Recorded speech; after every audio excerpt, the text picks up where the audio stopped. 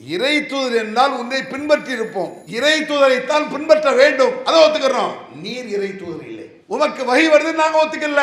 அல்லாஹ்ட்ட சட்டம் உனக்கு வருது நாங்க ஒத்துக்கல. அல்லாஹ் ஒத்துக்கிட்டோம். அல்லாஹ் உன்னை தூதராக்கணும் நாங்க ஒத்துக்கல. என்ன ஒரு லாஜிக் பேசணும் தெரியுதா உங்களுக்கு? நீர் தான் இறை தூதர் என்பதை நாங்கள் ஒத்துக்கொண்டிருந்தால் உன்னை பின்பற்றி இருப்போம். என்ன செய்யணும்? அப்துல்லாவுடைய மகன் போடு அடிச்சுட்டாங்க. அவன் சொல்றது சரிதான்.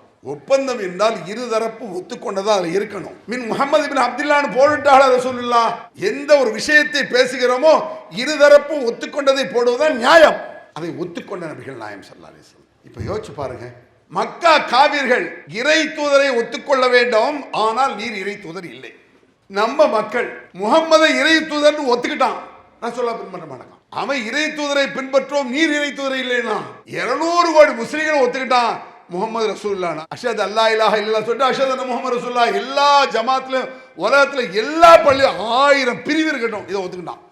முகமது ரசூலுல்லாஹ்னு ஒத்துக்கிட்டிய, அவரை பின்பற்றதுக்கு என்னடா கஷ்டம்? அவர் சொல்ல கேட்கறது கஷ்டமா?